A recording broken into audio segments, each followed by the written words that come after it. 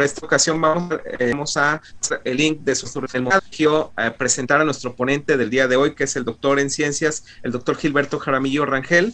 Él es profesor e investigador titular A en el Departamento de Patología de la Universidad Autónoma de Nuevo León. Y pues es un gusto para nosotros escuchar esta charla de algunas aplicaciones de la morfometría. Adelante, doctor Jaramillo, el espacio es suyo y al final pues tendremos una ronda de preguntas. ¿Se escucha? ¿Se escucha bien? Doctor, sí, lo escuchamos. Ok. Bueno, pues vamos a iniciar con esta presentación. Pues algo enfocada a estudiantes, pero pues ya con lo que pasó vamos a ¿qué sucede? El tema pues es algunas aplicaciones de la morfometría de tejidos, y pues como su nombre lo indica, vamos a tratar este tema más que todo con aspectos prácticos y algunos ejemplos de lo que estamos haciendo en nuestro laboratorio en cuanto a la morfometría, sin entrar en muchos detalles de pruebas estadísticas o cálculos, etcétera. Como quiera, pues tenemos que manejar algunos conceptos básicos, ¿no? Morfometría, pues en un aspecto amplio, nos indica la medición de forma o estructura de acuerdo a sus fuentes o a su etimología. Ya si lo vemos más enfocado a lo que nos interesa a nosotros, a los tejidos, a la histología, pues aquí está una definición que son métodos matemáticos basados en probabilidad geométrica, que estos métodos permiten medir características tridimensionales a partir de imágenes bidimensionales. Si tomamos en cuenta esta definición, en su modo amplio, digamos, estos métodos nos permitirían, por ejemplo, si medimos un túbulo, sacar conclusiones acerca de su forma tridimensional, por ejemplo, un túbulo, o si medimos, por ejemplo, un bronquiolo o algo así, nos hablaría de características tridimensionales. Pero también podemos quedarnos en el ámbito de las dos dimensiones, que es lo que vemos en los cuadrantes histológicos, y también obtener mucha información en este sentido. Entonces serían, ya sea que analicemos los tejidos para obtener parámetros en dos dimensiones o aplicarlos para obtener datos en tres dimensiones. En pocas palabras, si tomamos en cuenta estos dos conceptos, pues de lo que se trata es de la determinación de dimensiones, de estructuras y del número de partículas presentes en un tejido visto al microscopio. Entonces vamos a estar viendo este tejido y vamos a estar midiendo dimensiones. Por ejemplo, si medir la membrana basal, por ejemplo, medir cuánto mide, no sé, de alto, un epitelio, una célula, sería en ese sentido. Y en el otro, en cuanto al número de partículas, pues por ejemplo, contar cuántas células hay en un epitelio, cuántos eritrocitos hay dentro de un vaso sanguíneo que estamos viendo en el tejido, etc. Entonces, pues, medidas de dimensiones y cuánto de partículas, en pocas palabras, digamos, estos conceptos de morfometría y de estereometría. ¿Y para qué nos sirven estos métodos? Bueno, pues para no tener datos equivocados cuando se hacen por apreciación. A veces hacemos experimentos, por ejemplo, tenemos un grupo control, tenemos un grupo problema, al grupo problema le aplicamos, por ejemplo, un tratamiento X y lo comparamos con el control y vemos si hay cambio al aplicar esa sustancia. Y en la comparación, pues no podemos muchas veces o no está bien tomar datos cualitativos, estamos números, para ver si hubo algún cambio con ese tratamiento, ya sea que contemos células o midamos si, por ejemplo, ese tratamiento hizo que los vasos sanguíneos aumentaran su calibre, por ejemplo, pues no podemos decir así un tanteo, ¿no? Pues parece que sí aumentó, parece que no, quién sabe, a mí se me parece, a mí no, entonces para eso son estos métodos. Y para ejemplificarlo, pues aquí está el típico test, ¿no? De que cuál de las líneas es más grande, a lo mejor si alguien a pura apreciación las ve, dice, por ejemplo, la del medio, pues es más grande esta línea que esta, luego esta línea es más grande que la primera, etc. Y sin embargo, pues todas son iguales. Entonces, para eso sirven estos métodos, para dejar las ambigüedades, en este caso de la dimensión de una estructura, ¿no? Que lo podemos aplicar a tejidos. Por ejemplo, en este otro caso, este otro ejemplo que tenemos dos líneas, que va del punto A al C y otra que va del punto C al B, y dicen cuál tiene más longitud. Pues a lo mejor al tanteo puede ser que nos parezca que la que va de A a C es más grande que la que va de C a B. Sin embargo, las dos miden lo mismo. Entonces, básicamente para esto sirven estos métodos de morfometría y de estereometría. También en cuanto a dimensiones, en cuanto al número de partículas, pues también un ejemplo así simple, por ejemplo, si tuviéramos esta imagen de 4 globos con diferentes partículas, alguien podría decir, no, a mí me parece que aquí hay más partículas que acá, etcétera. Entonces, si lo dejamos a la apreciación, pero ya aplicando estos métodos, pues nos da un valor exacto, ¿no? Aquí ya lo hemos aplicado a células, por ejemplo. Son algunas dimensiones que podemos determinar en las células. Por ejemplo, podemos medir la longitud de una célula, el ancho, podemos medir el perímetro, ya sea de la célula en total o, por ejemplo, de su núcleo. Podemos determinar el área que ocupa esa célula. Son algunas de las medidas que podemos hacer y que podemos analizar en nuestros experimentos, ¿no? Comparar un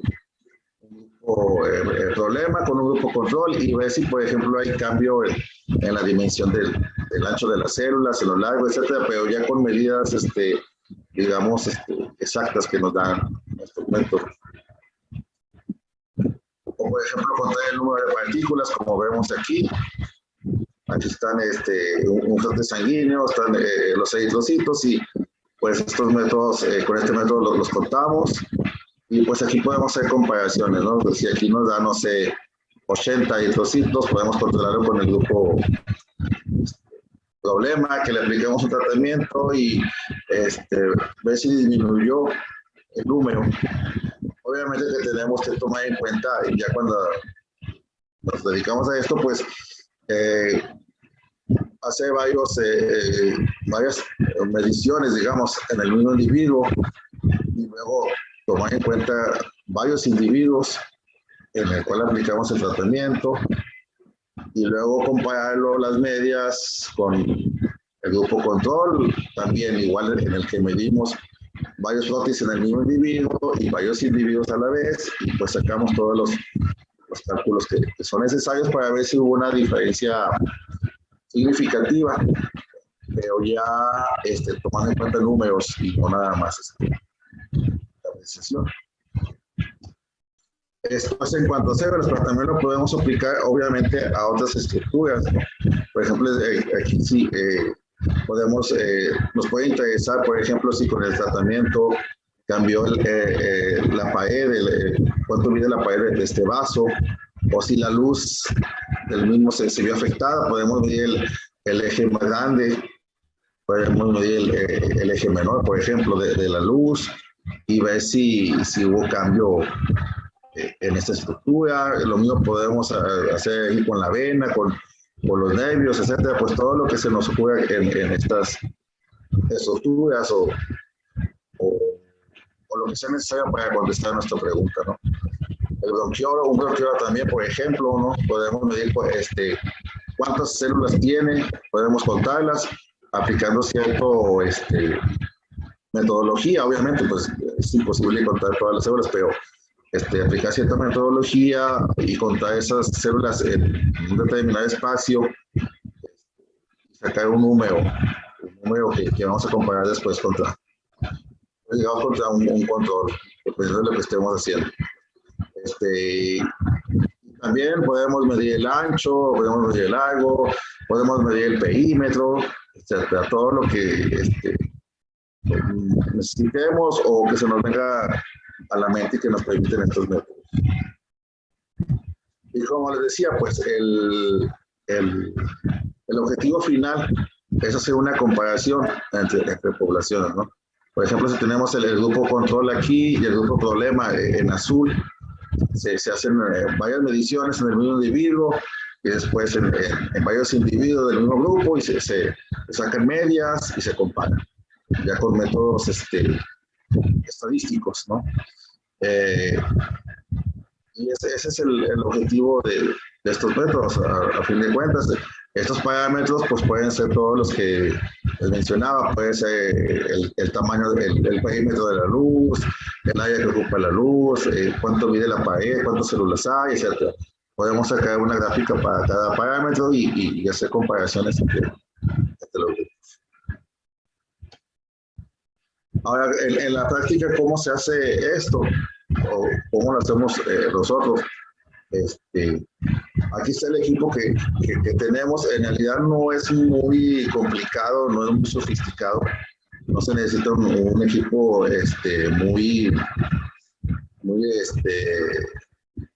muy costoso, digamos. Bueno, entre comillas, ¿no? Para hacer estos estudios. Es básicamente un microscopio de campo claro, normal. Una cámara que tenemos aquí adaptada al microscopio y de aquí sale un cable que se conecta a una computadora. En esta computadora pues vamos a tener el programa que se necesita para hacer las mediciones, para hacer la morfometría. Entonces pues ponemos la laminilla aquí, la vemos en el microscopio de manera normal. Esta cámara toma video. Y después cuando ya tenemos la imagen que nos interesa, en la que vamos a hacer las mediciones, tomamos la fotografía y aquí la analizamos con el programa. Entonces, como les digo, no es tampoco un equipo muy sofisticado. Nosotros lo compramos en paquete, esto viene todo junto. La computadora tampoco es se necesita que sea muy sofisticada. Lo único que sí nos decían es que la empleáramos exclusivamente para nuestros estudios, o sea, que no la conectáramos a internet, que no tuviéramos más programas que el que se necesita para hacer las mediciones, pero de ahí en fuera no se necesita un equipo muy sofisticado para hacer este tipo de estudios. El programa que nosotros manejamos es se llama Zenlight de 2011. Es el que tenemos nosotros, pero hay otros programas en internet que incluso son sin costo, son gratis y que también hacen, pues básicamente las mismas funciones que que tenemos nosotros. Entonces tampoco en cuanto a programas, pues hay varias opciones. Incluso les digo algunas que son completamente gratis y que se pueden bajar de internet. Y pues básicamente miren lo mismo. Aquí les voy a dar unos los pasos más básicos para manejar estas imágenes. Desde que vemos la primera imagen hasta que se toma la fotografía y algunos ejemplos de mediciones básicas, básicamente para ver cómo se hace este proceso ya en la práctica. Entonces tenemos nuestro programa, lo abrimos y esta es la imagen que tenemos en nuestra computadora. tenemos una pantalla central donde vamos a estar viendo la imagen que nos da el microscopio, y tenemos pues toda la serie de parámetros que podemos estar manejando. Entonces lo tenemos así, encendemos el microscopio, ponemos nuestra laminilla, encendemos la cámara y nos va a dar el video. Cuando tenemos aquí en live, nos va a dar el video del tejido que tenemos en el microscopio. Y ya pues podemos manejar varios parámetros para tener la imagen que nosotros más nos interesa o la que consideramos la mejor imagen. Entonces, podemos mover varios parámetros aquí, que uno, por ejemplo, nos interesa o la que consideramos.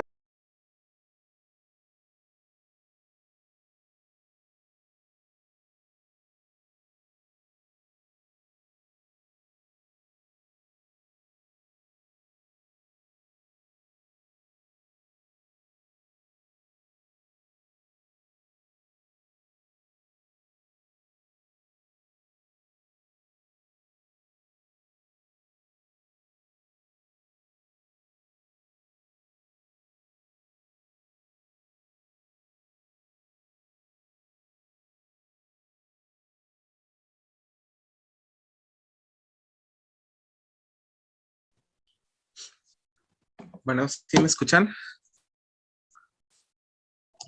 Sí, doctor, sí te escucho. Sí, Bueno, te escuchamos, Rubén. el doctor, ahorita me acaban de mandar un mensaje que el doctor Gilberto Jaramillo, están allá, no sé si están en Monterrey, pero dice que hay una tormenta y se les fue la luz.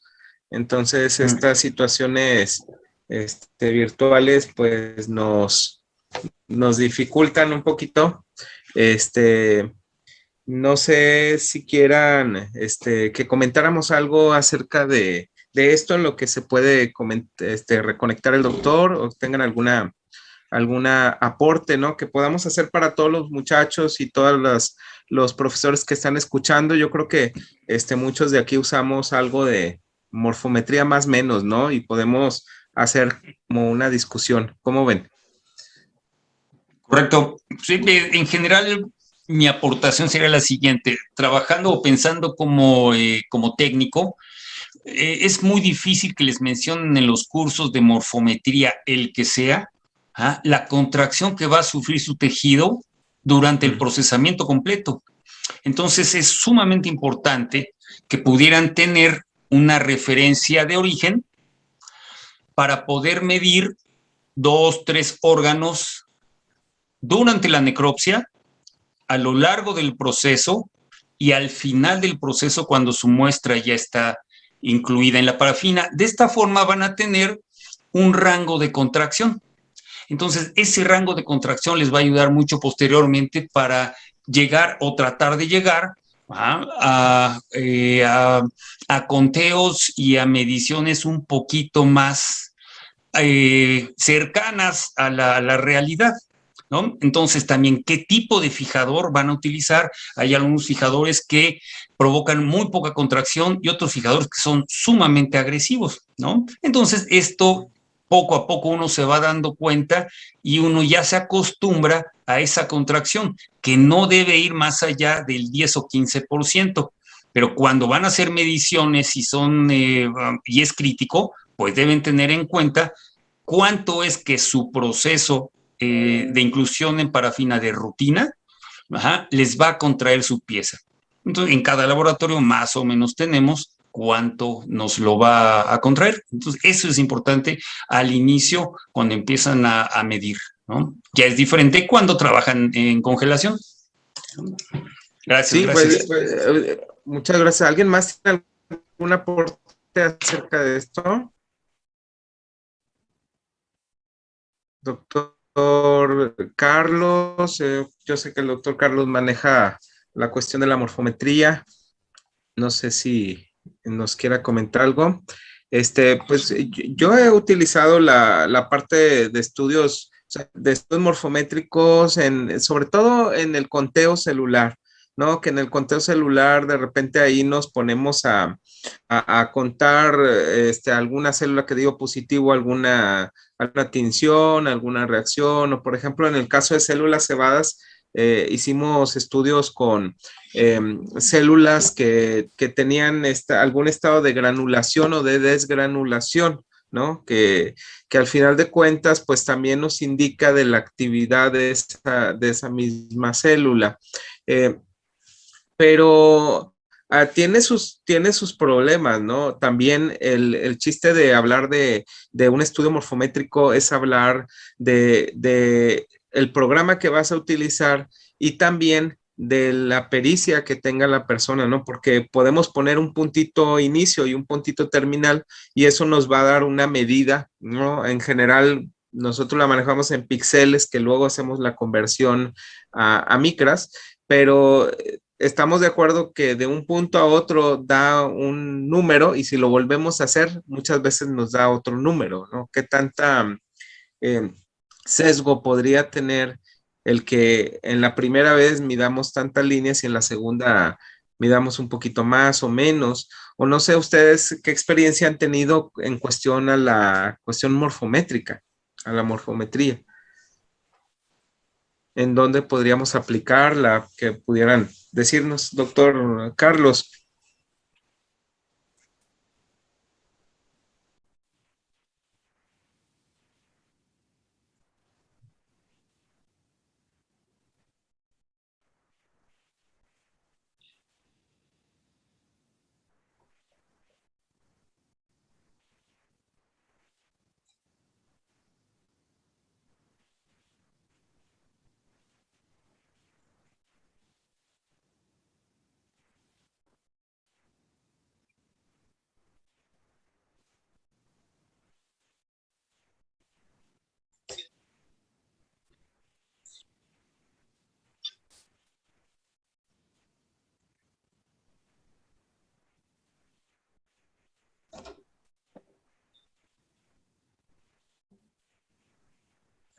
¿Y qué tan,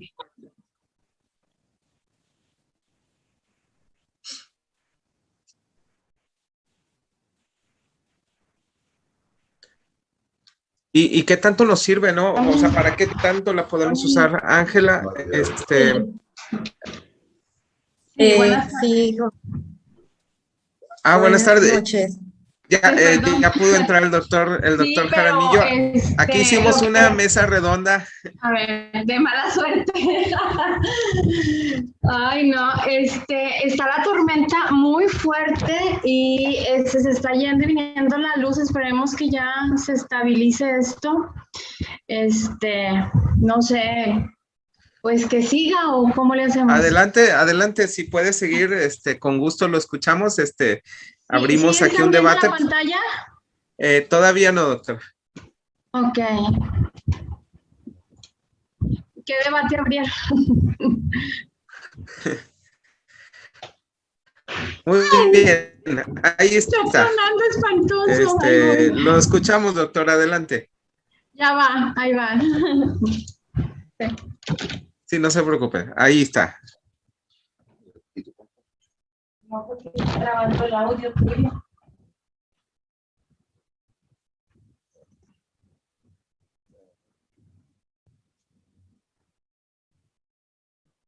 Pero no me veo aquí.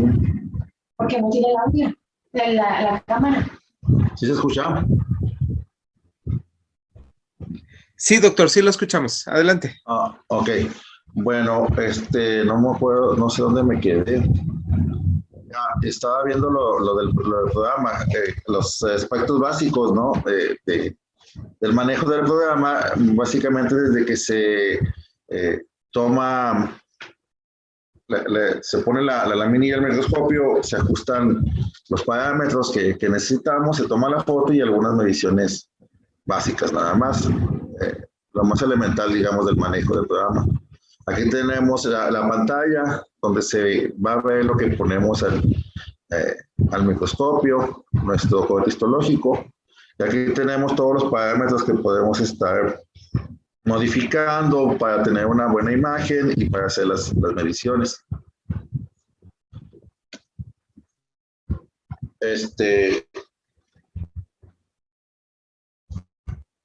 Después tenemos que oprimir el live para ver si Sí, ¿qué pasó? sí está bien, ¿no? Sí, doctor, sí, sí se ve. ¿Sí se ve? Ah, es que aquí está fallando todo. Le damos en live para obtener la imagen de nuestro tejido histológico. Empieza a tomar video la cámara, nos aparece aquí la imagen y después vamos a empezar a mover los parámetros para obtener una buena fotografía, ¿no? O como nos convenga y nos gusta a nosotros. Podemos ajustar varios parámetros, uno de ellos es la exposición o la entrada de la luz. Le damos en set exposure, que se supone que este parámetro nos da la mejor luz para nuestra foto. De acuerdo a los parámetros que tenemos en el tomografoscopio, pues ya sabemos que la luz que nos transmite el mismo, pues depende de varios factores, ¿no? Pero al poner este parámetro nos ajusta, se supone, lo mejor para nuestra fotografía. Aquí está la imagen que en video, antes de tomar la fotografía, es lo que estamos viendo en vivo del tejido. Ya pusimos la mejor luz, que se supone que es la que más nos conviene.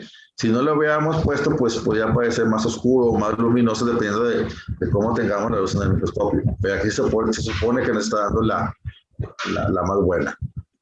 Aún así podemos ajustar este parámetro nosotros. Si no nos gusta así, pues la podemos mover manualmente, digamos.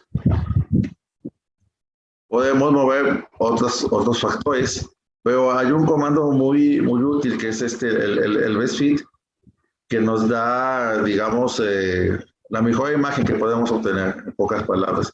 Se supone que ajusta los colores, los tonos, etcétera, y nos da la imagen que de acuerdo a los parámetros que maneja el programa es la mejor.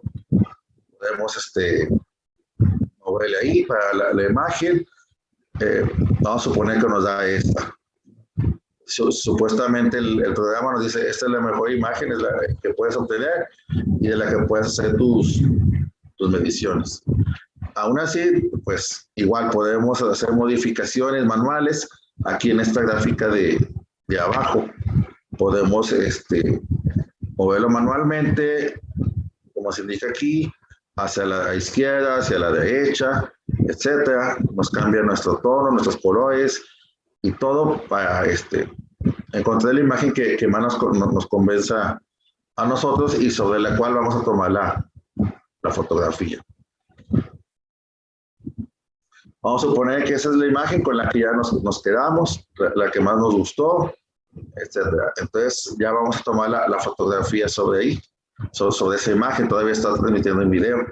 Aquí es muy importante que antes de tomar la fotografía sobre la que vamos a hacer las mediciones, se ajuste el aumento. Aquí abajo aparecen los aumentos, pues los aumentos comunes, ¿no?, que tiene el microscopio, el 10, 20, 40, 100 por. Y tenemos que seleccionar el aumento precisamente que estamos empleando. En este caso es 40. Porque si no lo seleccionamos, o si lo tenemos equivocado, si en lugar de 40 tenemos 20 o 10, las mediciones que hagamos después no van a ser exactas. Todo el equipo está calibrado para que seleccionemos el objetivo pues con el que estamos viendo, ¿no?, nuestro tejido, ¿no? Al principio el fabricante lo calibra con una laminilla que tiene líneas de una longitud.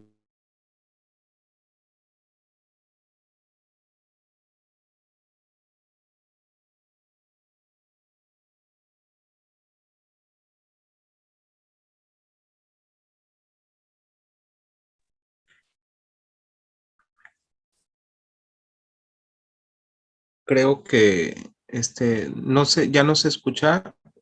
¿Los demás me escuchan? Y a ti te escuchamos. Usted sí, doctor, pero ya no, nuestro ponente, ¿no? Ahorita el doctor Muy ya bien, no se escucha. No. Es que saben que hay ahí está la tormenta muy fuerte allá en Monterrey.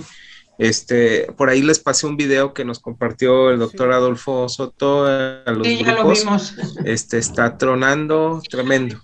Entonces, pues bueno, yo creo que eso pasa, ¿no? Eso pasa es una de las desventajas, digamos, de las transmisiones en vivo. Y bueno, pues por aquí en el chat, utilizar la medida de los eritrocitos. A ver, ¿qué ha querido utilizar la medida de los eritrocitos en fresco para hacer una comparativa de los tejidos procesados? ¿Alguien ha usado algo parecido o tiene referencia si esto pudiera ser útil como referencia? Me imagino que medir el eritrocito en fresco y medirlo ya después de procesado. No sé si a eso sea lo que se refiere.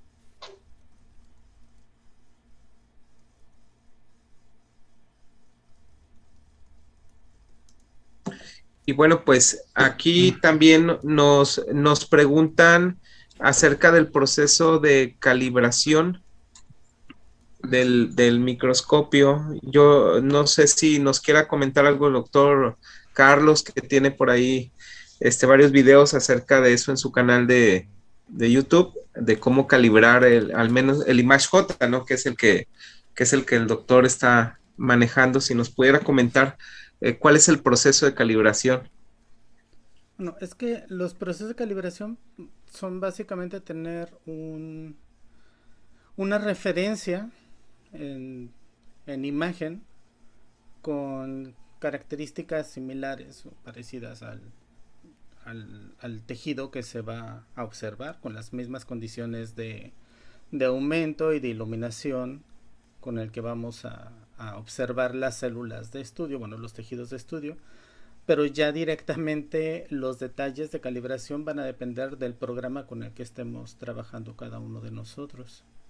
Sí, ahí sí no lo podemos universalizar, pero básicamente es hacer una regla de 3, ¿no? Tener una imagen de referencia y a partir de ahí contar píxeles y pues sí, extrapolarlos hacia los píxeles del tejido que estamos observando.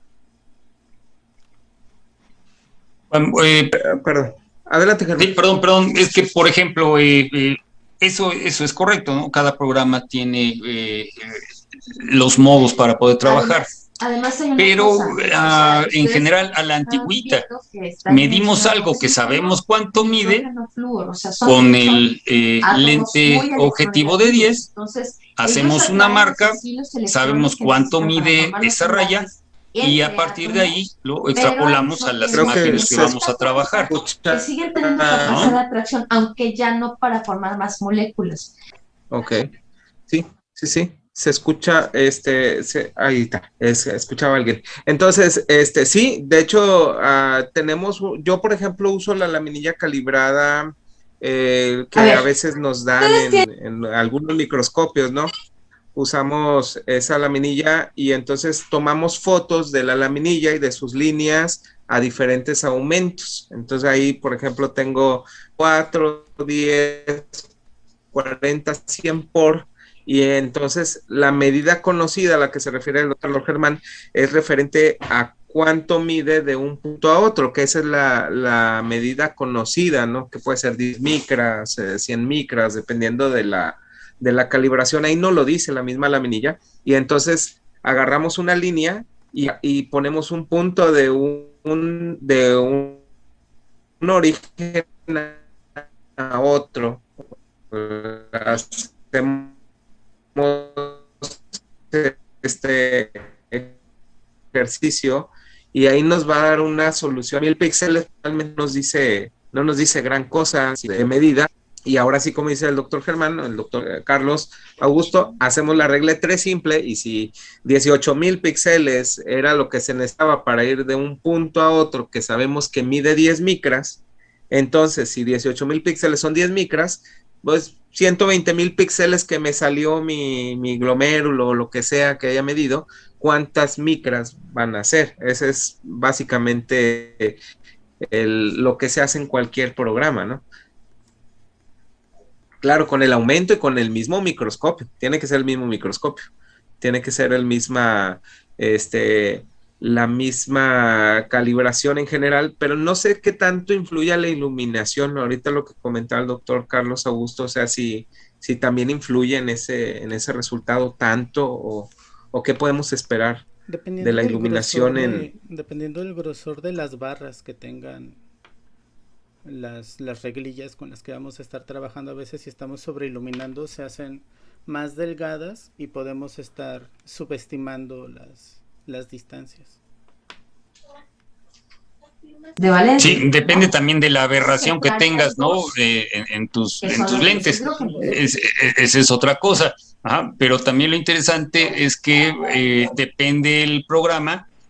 Cuando tiras la línea para medir, te la puede dar en micras o te la puede dar en píxeles, pero depende que es cómo hayas calibrado a final de cuentas. Tú pones las dimensiones y el programa te va a medir o te va a medir mal dependiendo de lo que tú hayas medido originalmente. Y de repente, para darse más o menos una idea de cómo anda uno midiendo, de repente mides ahí 2, 3 eritrocitos, pero ¿cuántos se contrajeron, no? Incluso frescos. Y ese animal estaba normal o estaba ¿cómo? ¿No? Etcétera. Entonces hay que tener más o menos las referencias de eso, porque entonces no todos los animales va a medir 6.5 de diámetro el eritrocito, entonces hay que conocer la especie. Sí, ese es otro punto, ¿no? Que damos por hecho que todos los eritrocitos miden lo mismo. Y luego dice uno, ¿y si tenía anemia? ¿No? Porque pues ya ahí hablamos de una microcitosis o una deficiencia de vitamina, ya una eritrocito ya más grande, y obviamente pues ya esa está sesgada, ¿no? Cuando decimos que el eritrocito es la regla del patólogo, pues lo hablamos como una generalidad, así nada más, pero no necesariamente va a ser esa la medida, ¿no? Que es una tendencia, pero no siempre va a ser igual. Exacto, es un promedio de la especie, pero puede haber una persona que aparentemente es anémica, ¿no? Cuando hoy le haces un estudio de sangre, y no, siempre ha estado abajo del rango toda su vida, por lo tanto, para ella es normal, ¿verdad? Incluso pues, microcitosis, ¿no? Puede ser, y toda su vida ha sido normal para ella. Entonces, ¿qué tanto está fuera o dentro del rango? Eso es lo que hay que eventualmente evaluar, y para eso, pues, ni modo, la historia clínica. También hay que tomar en cuenta que los biólogos estamos también midiendo eritrocitos de peces que son elípticos y de anfibios y de otros vertebrados que no tienen la misma forma circular como un eritrocito de mamífero. Entonces ahí tiene también otras variaciones. Sí, eso es importante. Si vamos a tomar el eritrocito como nuestra medida general, pues al menos ¿cómo lo vamos a hacer? La doctora Dulce Nicolás está pidiendo la palabra. Sí, gracias, Roberto. Buenas noches a todos. Yo les quería comentar que, bueno, como herramienta de calibración, sí en el ImageJ uno mide la línea base, ¿verdad?, que tenemos de la escala de nuestra micrografía, pero a mí me gusta hacer mucho también la validación de una medición de un objeto, llámese un círculo, del que yo tenga ya el diámetro conocido. Entonces, uno rectifica, por ejemplo, que sea de 2 centímetros el círculo. Entonces, uno hace el círculo con otro software o con el mismo software, como quiera, pero sabe qué diámetro tiene. Entonces, uno va haciendo esta como precalibración para, pues, tampoco errar tanto en los resultados reales, ¿no? Entonces, si te da igual 2 centímetros, pues quiere decir que sí estás dentro de los límites de tu calibración, y ya después lo llevas a las micras que tu línea te esté marcando, ¿verdad? Pero bueno, podría ser también un método. Ese es el que yo usar. Ya se sí, buenas tardes.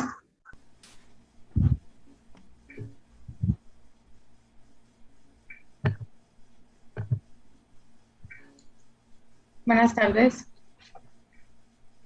Buenas tardes. Muy bien, es muy interesante esto. Tenemos muchos programas y más joda para al menos doctor Gilberto, creo que se está reconectando. Vamos Sí, a todavía está la tormenta, la lluvia, pero cesó un poquito la tormenta eléctrica. Esperemos que por eso no se vaya la luz, entonces lo vamos a intentar de nuevo. Voy a intentar compartir otra vez la pantalla. Adelante, sí, adelante, doctora.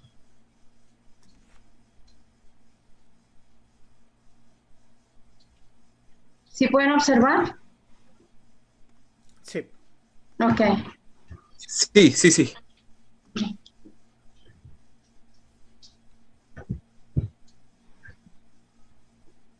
Bueno, ¿sí se escucha otra vez? Sí, doctor. Ok, bueno, continuamos. A ver hasta dónde llegamos esta vez.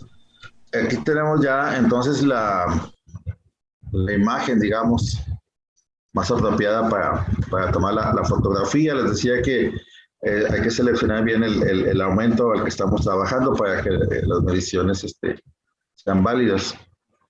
Y pues ya le damos aquí donde está el icono de una cámara así como fotográfica, donde dice Snap, y ya tomamos la fotografía.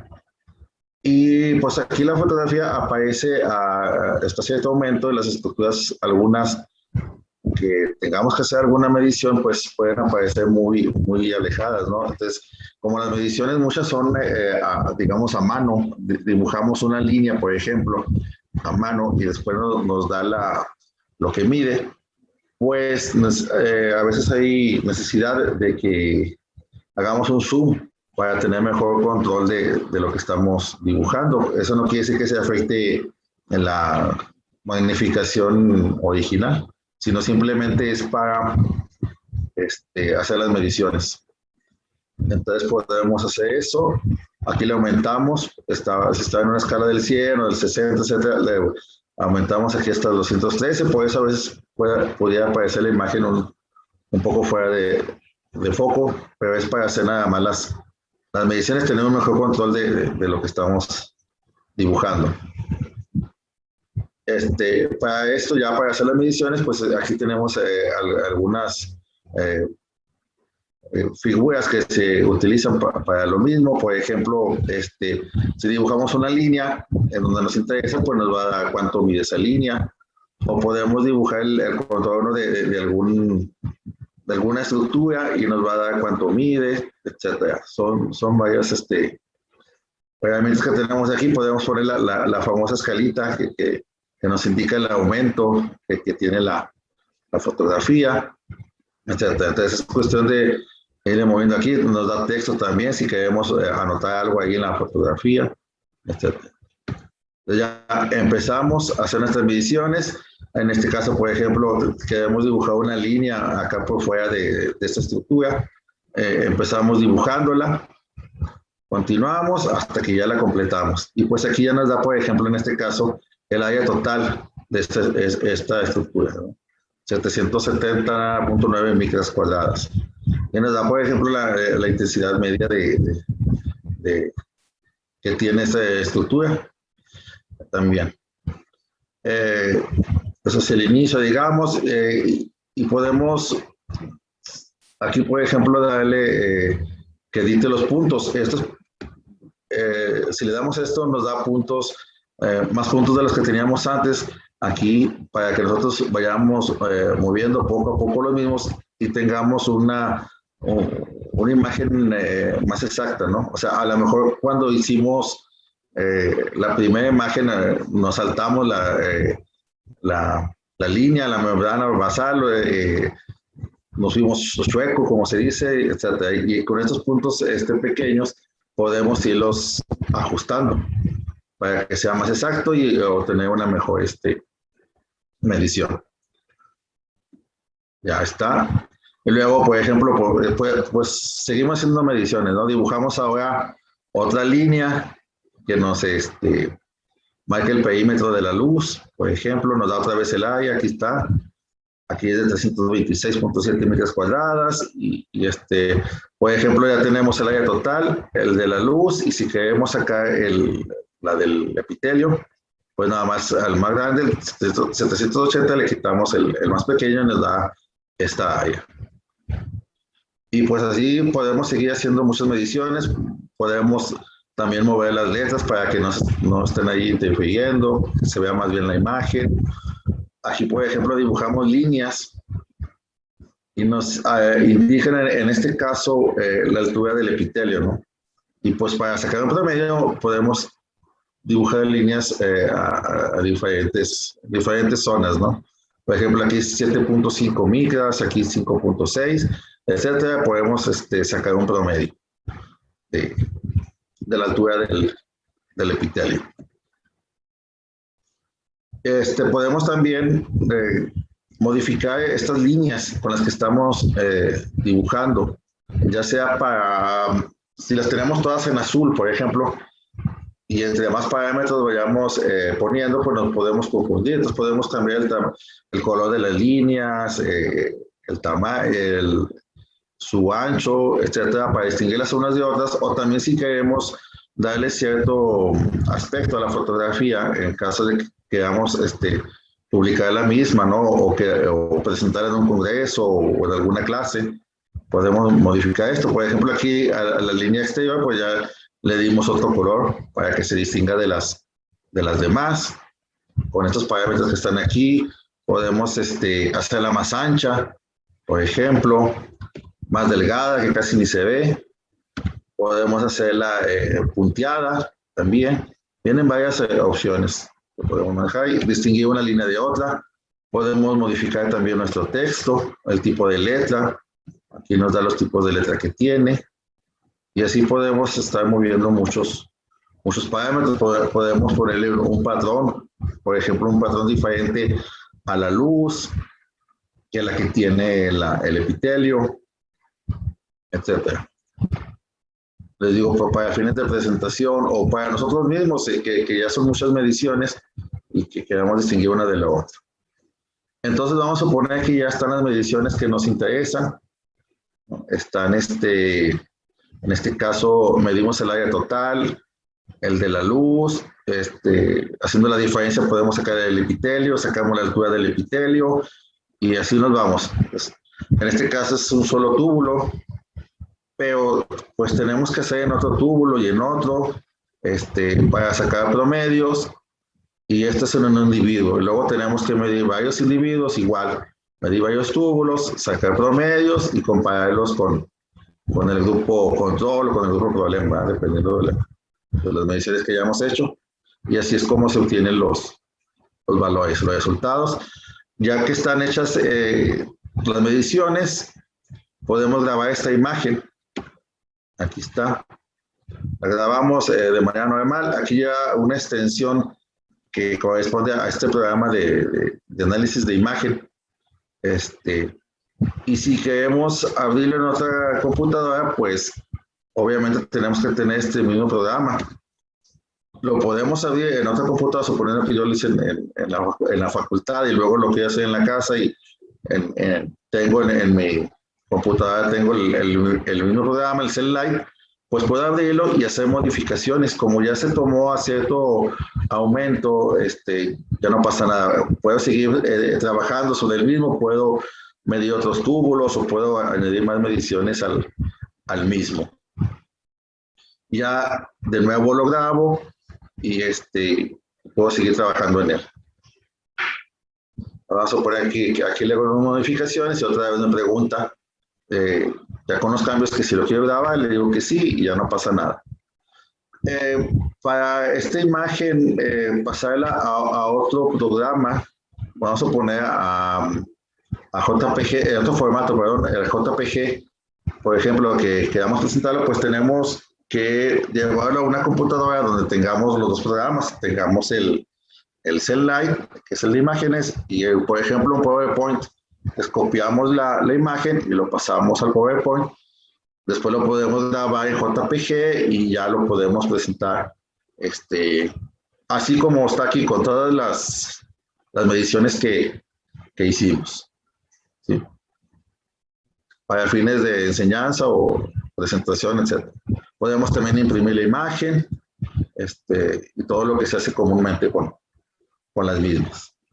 Entonces, ese es el manejo así más básico del programa, desde que lo vemos en el microscopio de la estructura y tomamos la fotografía, obviamente antes moviendo los parámetros, la luz, los colores para obtener una imagen bonita o que nos sirva, y ya hacemos las mediciones de manera que indiqué con esas líneas y ya la tenemos lista. Ese es lo más básico. Obviamente es como todos los programas de computadora, ¿no? Que entre más le mueve uno, pues más cosas va encontrando y más, pues más aplicaciones tiene. Es cuestión, esto es lo más básico.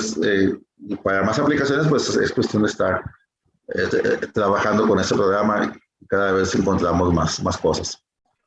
Ahora, ya les mencionaba que el objetivo era dar un aspecto práctico mediante ejemplos de cómo podemos aplicar esta morfometría.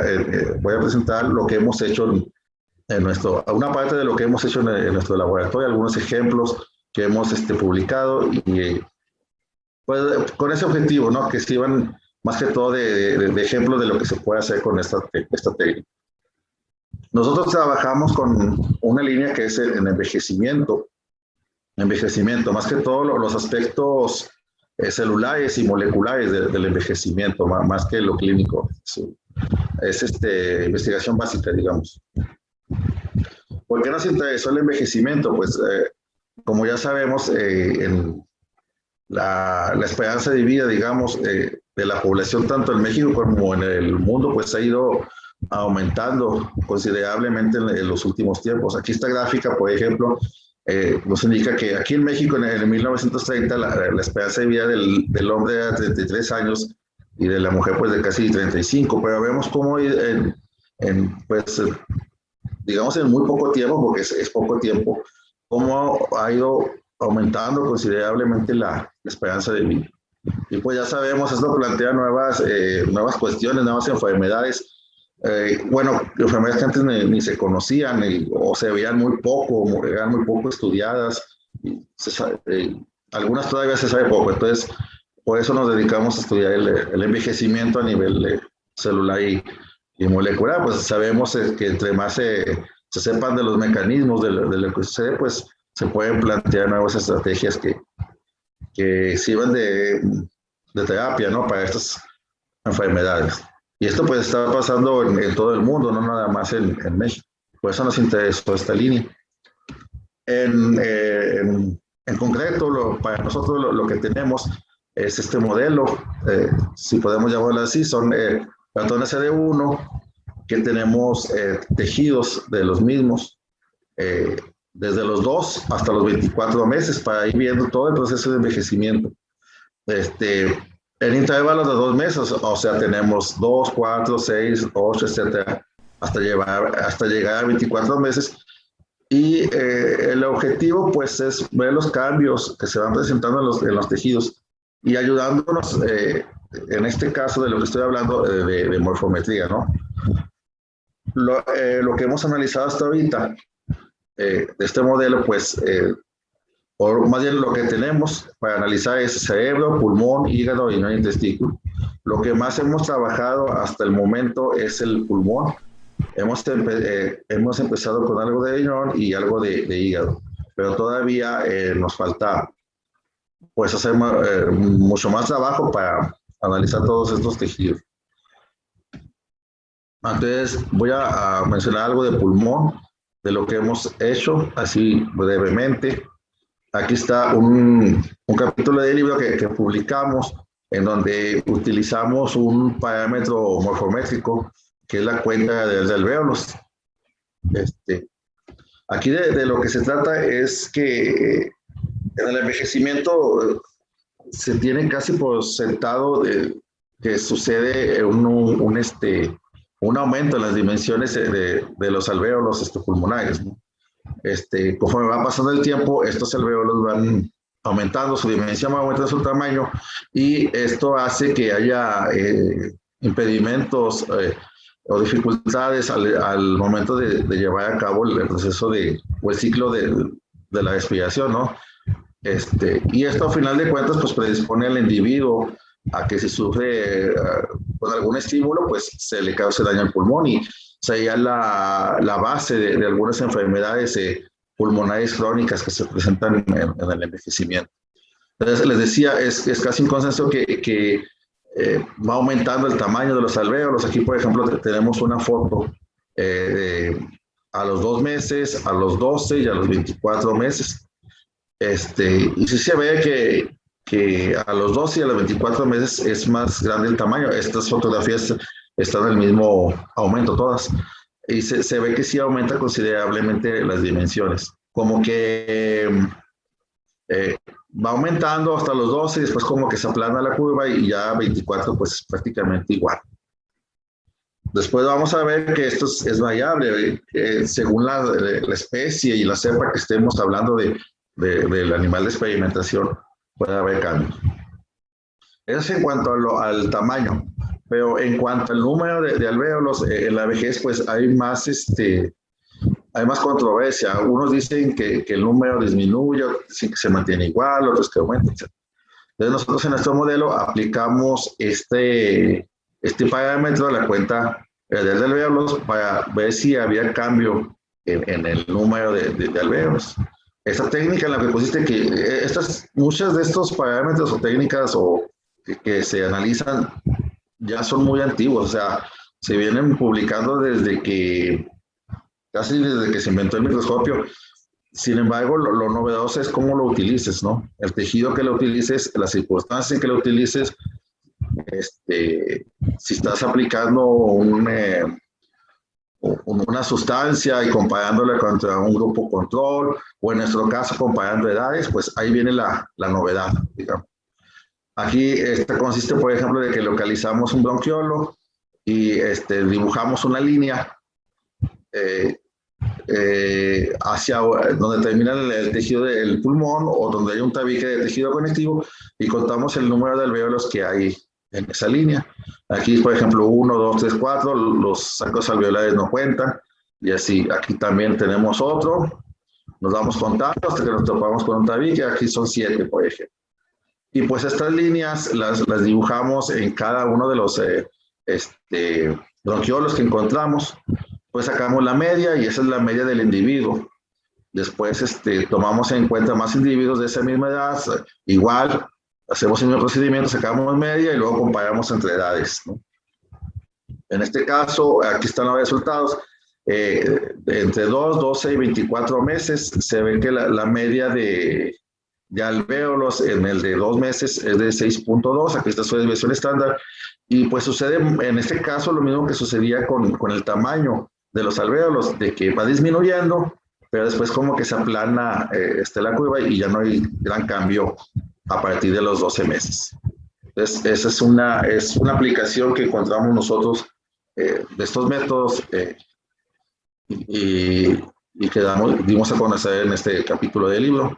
Otro capítulo que publicamos se refería también a mediciones que hicimos, pero en cuanto a arteriolas. Son arteriolas que acompañan a los bronquiolos. Por ejemplo, los bronquiolos están acompañados de una arteria, y en eso hicimos unas mediciones y comparamos entre las diferentes edades, que es nuestro modelo.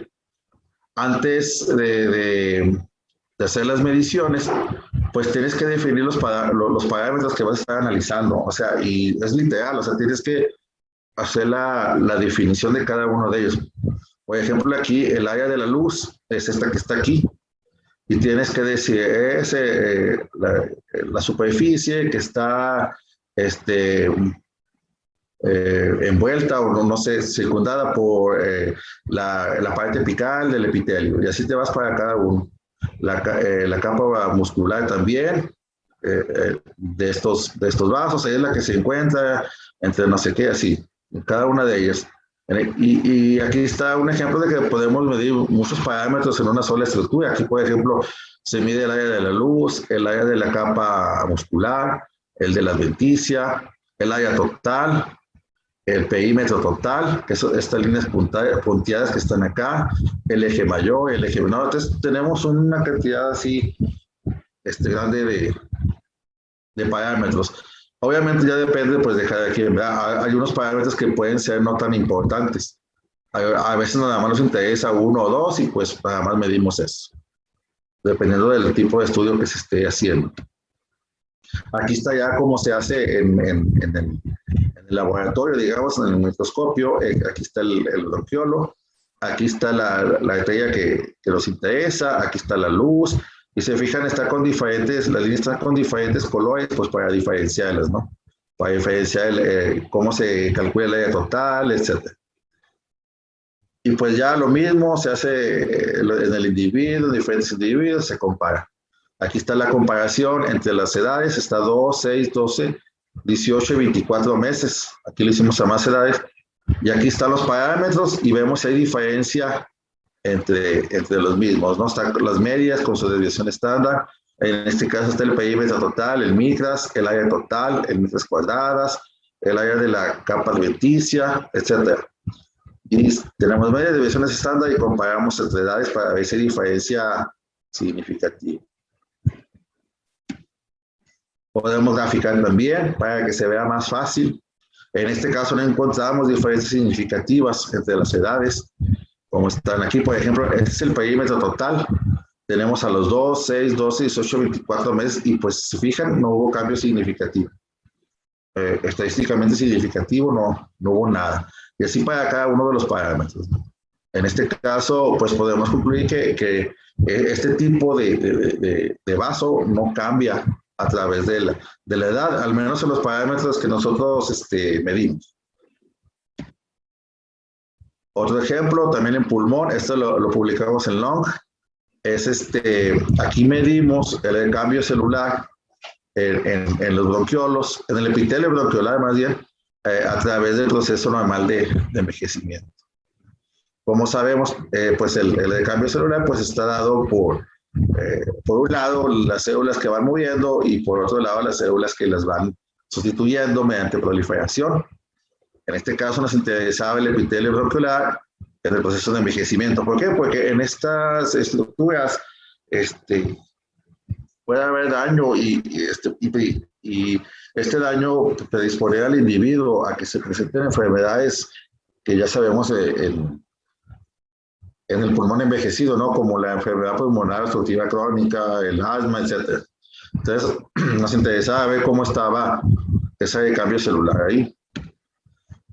Por ejemplo, en los ejemplos que les mostré ahorita, más que todo medíamos dimensiones, por decirlo así, ¿no? Alto, ancho, etc.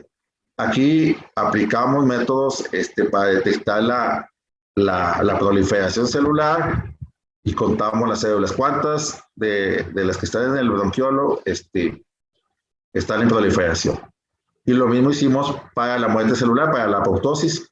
Teníamos el bronquiolo y aplicamos el método de túnel y contamos células, ¿no? Aquí ya no es mediciones, más bien es cuenta, ¿no? Y comparamos entre las diferentes edades. Aquí está la proliferación a los 2, 6, 12, 18, 24 meses y vemos cómo va disminuyendo. Lo que y en la apoptosis es lo contrario. Conforme aumenta la edad y sobre todo ya la etapa final de la vida, aumenta la apoptosis, ¿no? Entonces, esto nos está hablando de que sí hay una afectación en el cambio celular a través del envejecimiento, que en forma general, mientras que las células van muriendo, pues no están siendo sustituidas al mismo tiempo o a la misma velocidad, porque se presenta muerte celular en una manera importante. Entonces, esta es otra aplicación de la morfometría, ¿no? En este caso, contando células, contando partículas, y analizamos otros parámetros también del epitelio, aprovechando, ¿no? Contamos el número de células en total, o sea, no nada más que estaban en apoptosis o en proliferación, sino el número de células total. Analizamos lo alto del epitelio para ver si iba cambiando con la edad, el área total del epitelio para ver si cambiaba, etcétera. Aquí está cómo se hacen las mediciones al microscopio. Dibujamos una línea, por ejemplo, y dibujamos otra línea acá de otro color para distinguirlo, y nos da, por ejemplo, el área del epitelio, ¿no? Y aquí dibujamos líneas a diferentes niveles, digamos, o a diferentes partes del bronquiolo, más bien. ¿Para qué? Para sacar la altura del epitelio, ¿no? Sacar un promedio. Dibujamos varias líneas y aquí no están los números, los quitamos para que se vea mejor la imagen, pero nos da el número y ya sacamos un promedio. Y así para cada parámetro, y después pues lo mismo. Sacamos media, desviación estándar y comparamos entre las edades. Aquí está lo que les mencionaba primero, las células en proliferación, en apoptosis, y estos últimos son los parámetros que les acabo de mencionar, células totales, el área del epitelio y la altura de las células epiteliales. Se hace por ahí un ajuste en base a la membrana basal, porque no todos los bronquiolos tienen el mismo tamaño, y ya se sacan los valores. Aquí está para el número de células en total. Sí, como ya después hace según los resultados de la apoptosis, de la proliferación, pues sí hubo cambio significativo. A los 24 meses, pues hubo menos células a comparación de otras edades. Y así para cada uno de los parámetros. Otro artículo que publicamos también es ya analizamos las células epiteliales del bronquiolo. Ahora nos dedicamos a las zonas no epiteliales, o sea, pero de los mismos bronquiolos, también a través del proceso de envejecimiento, y otra vez vamos a definir parámetros, tenemos que hacer nuestros esquemas y definir cada uno de ellos. Por ejemplo, en este caso medimos el área total del bronquiolo, porque la vez pasada había sido nada más del epitelio, no. Ahora es de las zonas no epiteliales, por ejemplo, el área total del bronquiolo, el perímetro total, el área de la luz, el perímetro de la luz, y tenemos que definir, les digo, cada uno de los parámetros. Por ejemplo, el área de la pared es la zona de la pared bronquial, de la base del epitelio a la parte más externa de la capa adventicia. Así tenemos que hacer la definición de cada parámetro. Aquí, como íbamos a ver varias capas, pues tuvimos que hacer una técnica que nos distingue, ¿no? En este caso, el tricómico de Mason o de Mason, para que nos distinga las diferentes capas del bronquiolo. Aquí está lo que medimos, el área de la luz, el perímetro, etcétera. Otra vez comparado en los meses con la media y desviación estándar. Y aquí está ya ejemplificado también, y con gráficas. Aquí está el área de la luz, aquí está el perímetro de la luz, que lo sacamos midiendo estos ejes, ¿sí? Y vemos si hay diferencia significativa o no, indicada aquí por los asteriscos. Aquí está el área de la pared, que es esta zona que está aquí. También comparamos entre edades, y el área total del bronquiolo, ¿no? Otra vez ponemos la imagen al microscopio y para que quede más evidente, pues marcamos el área que estamos midiendo. Aquí encontramos que sí hubo un cambio significativo en el área total del bronquiolo a través de la edad. Se van haciendo más grandes, se van ensanchando. Algo parecido a lo que pasaba con los alvéolos, se van haciendo más grandes. Y pues esto también tiene su efecto en el individuo envejecido, que lo hace más propenso a ciertas enfermedades. Otro artículo que queremos publicar, todavía no lo publicamos, es precisamente sobre los alvéolos pulmonares. Ya les decía yo que se supone que hay un aumento del tamaño de esas estructuras a través de la edad, pero se ha visto que no se aplica siempre, depende de la especie, del animal que estemos analizando, y a veces hasta de la cepa. Pues, como que no se ha logrado un consenso. Entonces de lo que se trata es analizar más cepas, más especies para ver qué sucede. Nosotros, como no estaba publicado lo de nuestro sistema, que es Senatón SD1, pues decidimos analizarlo. Pues, ¿cómo se hace esto? Pues igual tomamos la fotografía y aquí hacemos las mediciones. En este caso, bueno, se marca el área del alvéolo con esta línea y el programa nos da el área total. Aquí nada más ejemplificamos uno, pero obviamente que nos da de cada uno, de cada alvéolo. Y en esta misma fotografía, pues ya podemos contar cuántos alvéolos hay. Nos damos 1, 2, 3, 4, etc. En este caso son como 19, 20, algo así. Y entonces, pues en la misma imagen ya tenemos el área total del alvéolo y tenemos el número. No, obviamente aquí para fines de publicación marcamos el vaso sanguíneo, que obviamente no se cuenta, el saco alveolar, que tampoco. Y ya, hacemos lo mismo, sacamos promedios, etcétera, y comparamos. En nuestro caso sí nos dio que hay un aumento del área alveolar, aunque no es lineal, porque en las últimas es como que disminuye algo, aunque esta diferencia creo que no es significativa. Y aquí el número de alvéolos va disminuyendo, es al contrario, va disminuyendo, aunque tampoco es lineal este cambio. Es lo que sale, habría que investigar más por qué no es lineal, por qué hay esos saltos en estas edades. Pues aquí se podría hacer, no sé, a lo mejor ver la expresión de ciertos genes que hay en esas edades para ver qué sucede, por qué no sigue ese cambio lineal, digamos. Pero pues es lo que nos da por morfometría, ¿no? Eso fue en cuanto a pulmón, que es lo que un poquito más hemos avanzado. Iniciamos el año pasado con el riñón también.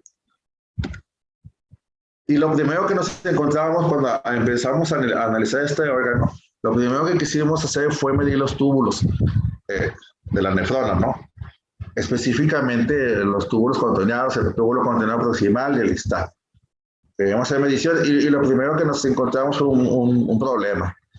Si son círculos o elipses. O sea, en la literatura, algunos autores dicen son círculos y los miden como tal, para sacar el perímetro, el área, etc. Y otros dicen son elipses y los miden como tal.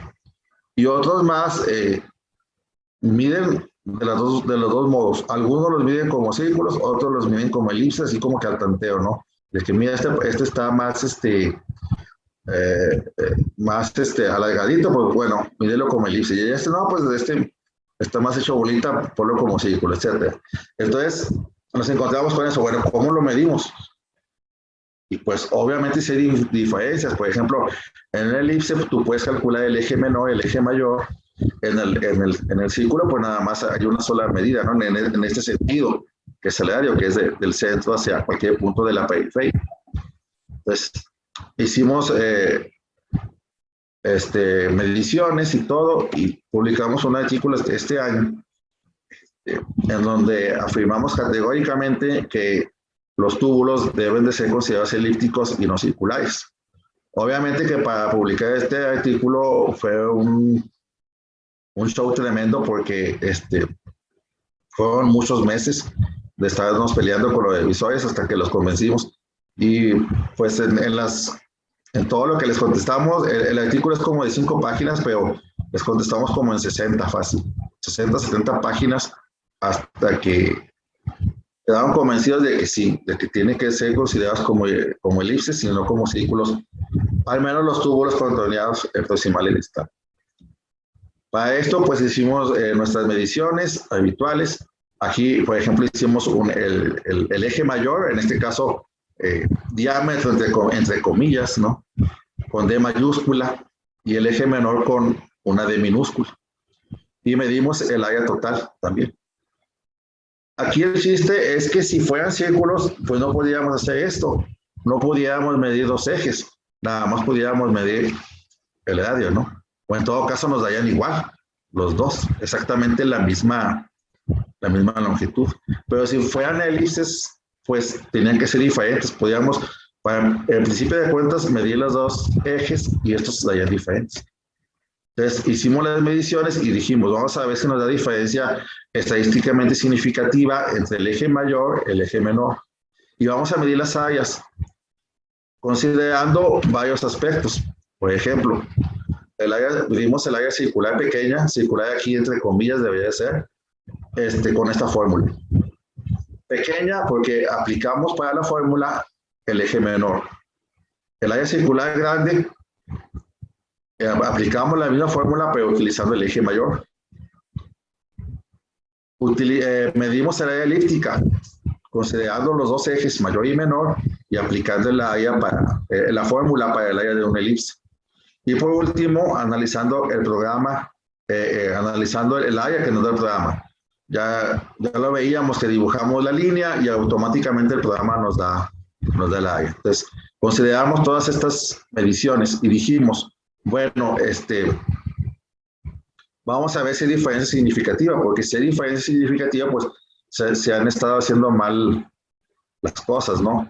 Si se consideraban, a lo mejor algún autor lo consideró que eran circulares y consideró esta área circular, cuando en realidad debería de haber considerado esta. Y a lo mejor le dio significativo cuando en realidad no era, porque estaba utilizando una fórmula equivocada porque estaba considerando el túbulo que tenía una forma equivocada. Total que hicimos esto, aquí está como lo hicimos en el microscopio, como siempre, ¿no? Aquí está el glomérula, vimos los túbulos con tenor proximal, medimos el área total, el eje mayor, el eje menor, lo mismo con el túbulo contorneado distal, eje mayor, eje menor, área. Y aquí están los resultados. Túbulos contorneados proximales, túbulos contorneados distales, el diámetro corto, el diámetro largo, y fíjense, hay diferencia estadísticamente significativa, pero así bien puesta, bien marcada. Aquí está.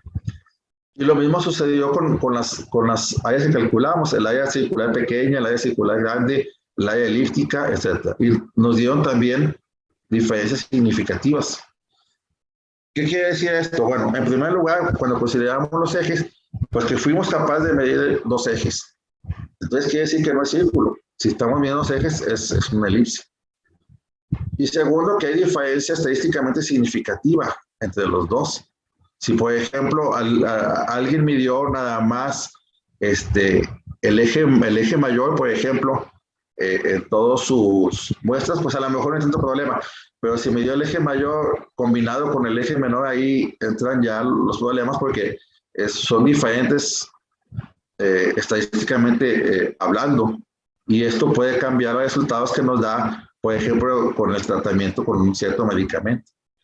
Lo mismo con las áreas, ¿no? Si consideró que era circular, la midió y en realidad se debe de medir como elíptica. Entonces, a lo mejor aquí le pudo haber dado significativo cuando en realidad no lo era. ¿Por qué? Porque estas áreas son diferentes significativamente hablando. Entonces, hasta ahí todo bien. Pero los revisores, como que alguien de ellos se acordó de sus clases de metodología de la investigación y nos dijo, bueno, lo que pasa es que ustedes están tomando un conjunto de mediciones y sacando un valor estadístico y por lo tanto están haciendo un método de inducción y que para la ciencia no, que debe ser deductivo, y se acordó de la filosofía de Kant y todo eso, y dijimos, ¿qué hacemos? Bueno, pues vamos a tratar de demostrarle utilizando lo que supuestamente es exacto, ¿no? Que es la matemática y la geometría. Entonces, nos fuimos a los conceptos básicos de estas figuras geométricas para que ya no nos dijeran que era por inducción, sino por deducción, que estábamos sacando nuestras conclusiones. Y aquí están las definiciones de estas figuras geométricas. Esta es una elipse.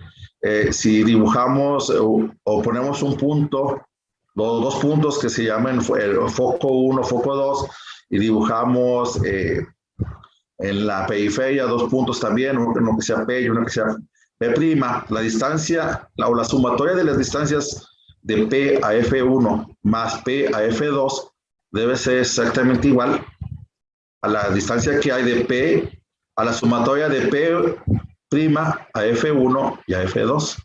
En cambio, si es un círculo, pues nada más vamos a tener la de... ¿Sí?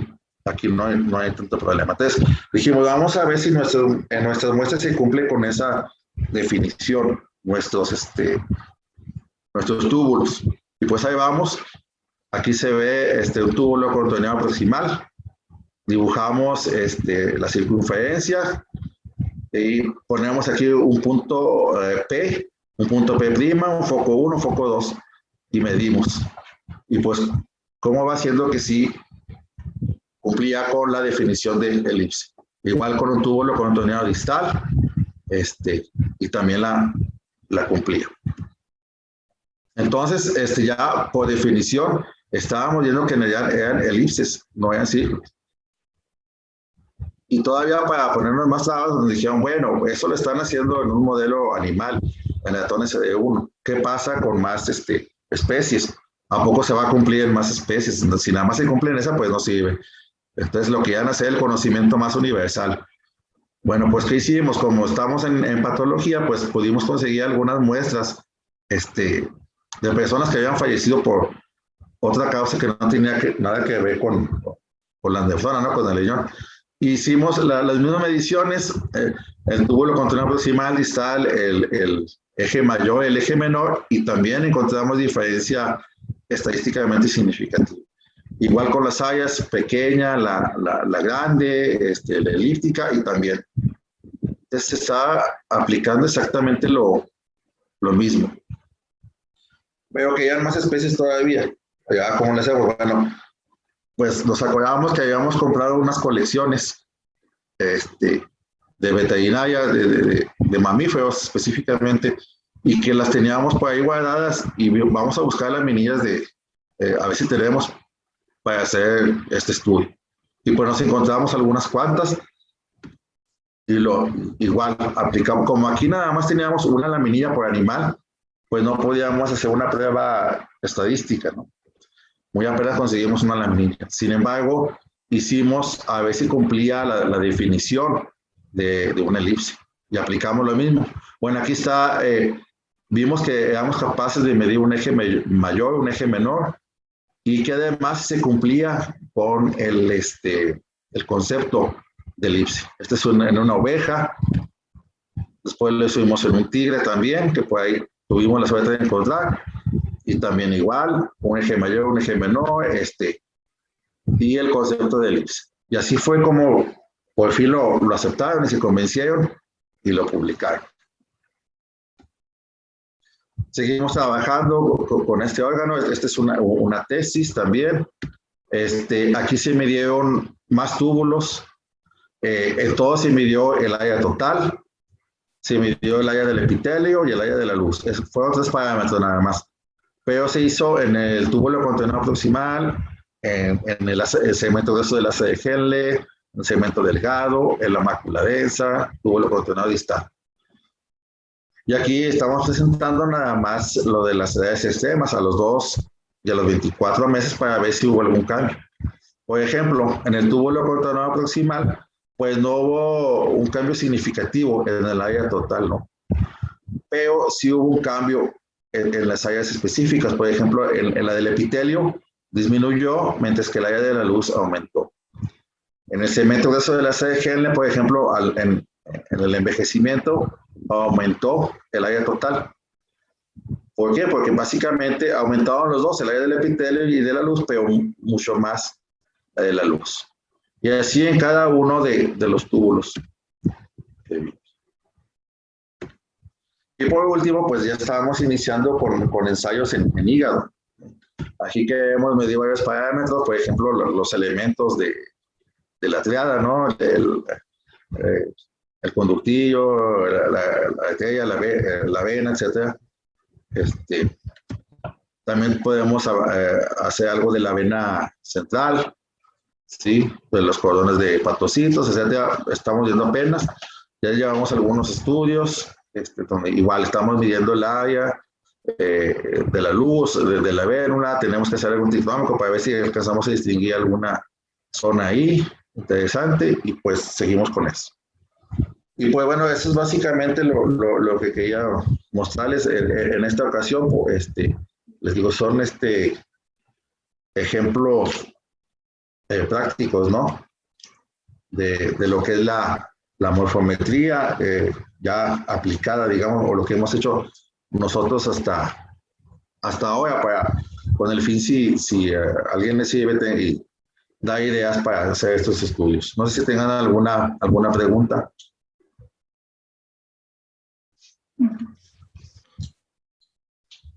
¿Alguna pregunta o comentario para el doctor Jaramillo?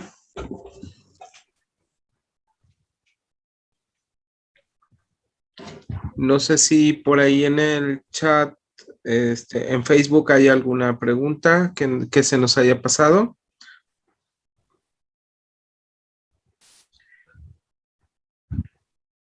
Por ahí estábamos hablando de qué tanto se considera la retracción del tejido al momento de procesarlo a la hora de hacer las mediciones morfométricas, qué tanto podría influir.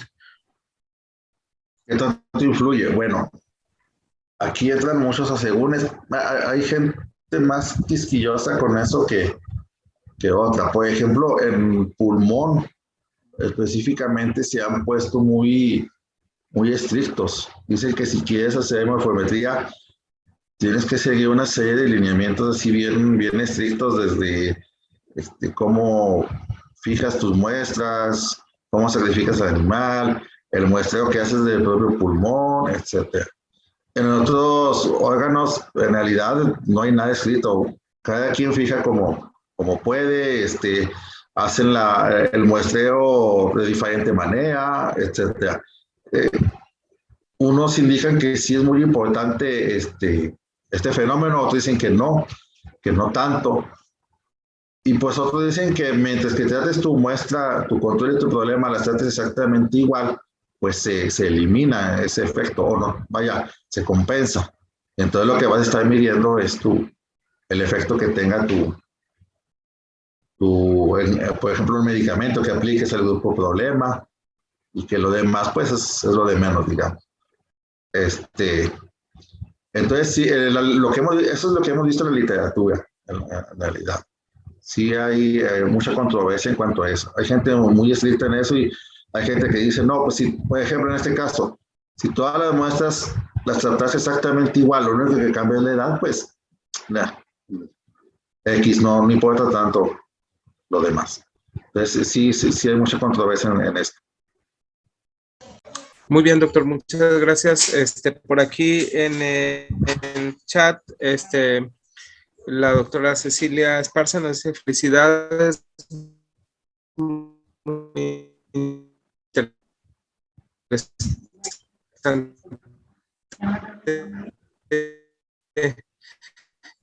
La plática, muy interesante los estudios que se han realizado y de vuelta, pero todos. No escuché, perdón. Perdón, doctor. Mi internet también falla un poquito. ¿Cuántos tubos tuvieron que contar para sacar las conclusiones en el estudio del riñón? Fueron si no me equivoco, 120 por la laminilla. Y de cada individuo tomamos 3 laminillas y llegan 3 individuos por edad. O sea, si lo multiplicamos, pues sí fue una buena cantidad. Y de hecho nosotros tomamos más que otros autores. Otros autores, en lugar de 120, lo máximo que toman son 100. Entonces nos pasamos un poquito para pues, darle un poquito más de valor estadístico al estudio. En estudio morfométrico, ¿qué recomiendan? Perdón, Ángela, adelante. Sí, hola, buenas noches, doctor. Felicidades por su plática, estuvo muy interesante. Y son aspectos que a veces no conocemos o no consideramos a la hora de hacer nuestros análisis. Y nos enseñó muy bien cómo maneja usted los datos para poder hacer este tipo de análisis en células.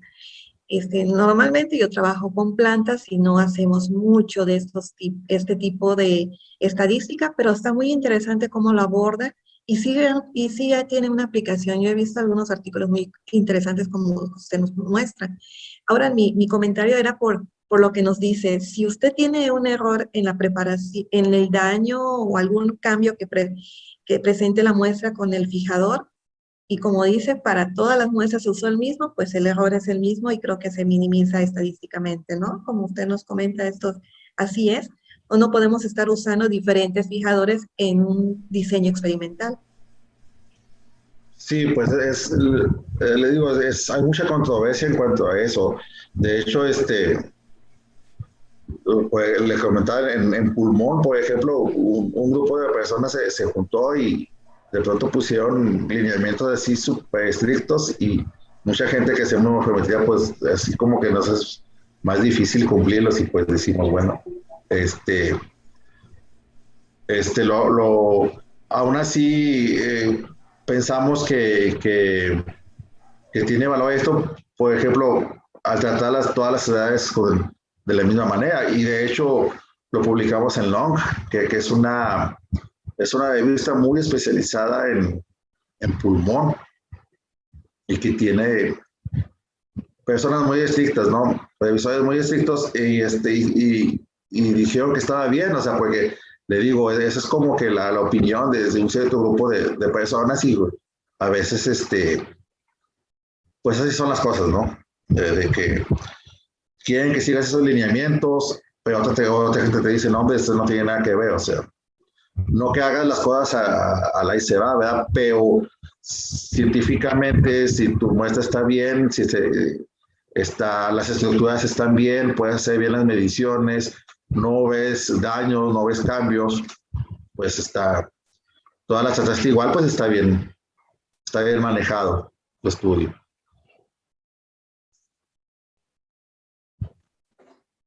Muy bien. También yo le quería preguntar, ¿qué recomienda para un estudio morfométrico? ¿Hacer de cuántos campos por laminilla o cuántas estructuras? Por ejemplo, si quiero contar células, ¿sería conveniente decir tanto número de células o decir 8 campos? ¿O qué es lo que más se estila a la hora de hacer el estudio morfométrico? Bueno, se supone que se debe hacer un estudio piloto, por ejemplo. Un estudio piloto que nos dé datos para ver cuál es, digamos, la mínima cantidad que se debe considerar para obtener una diferencia significativa. Eso es lo ideal. Pero en la práctica, en realidad, poco se hace. O sea, se va basando uno en lo que hay en la literatura. Lo que han hecho otros autores. Si el otro, por ejemplo, contó 20 campos, bueno, yo voy a contar 25 para que no haya problema y así. En realidad, las cosas se hacen así en la práctica, aunque teóricamente sí debería de haber un estudio piloto, como siempre que se va a calcular un tamaño de muestra que nos dé datos para fijar la misma, ¿no? El tamaño. Muy bien, doctor, muchas gracias. ¿Alguna otra pregunta, comentario? Doctor Alarcón, muchas felicidades al doctor Gilberto por su gran plática. Es un tema muy, muy interesante. ¿Alguien más tiene alguna pregunta? Aquí. O en el Facebook, alguna que no hayamos considerado.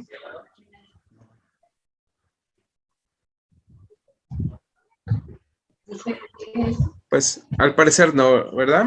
Hay una pregunta. Sí, adelante. Que si hemos aplicado la morfometría a tejido muscular o tendones, pregunta.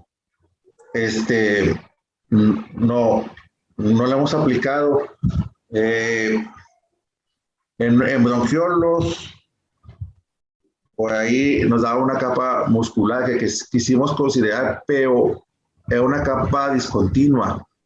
Según se sabe, esta capa es discontinua no porque sea así en realidad, sino porque tiene cierta disposición, una disposición que le llaman helicoidal, y que a veces permite que se vea en 2 dimensiones, o sea, al microscopio. Como en el microscopio estamos viendo a 2 dimensiones,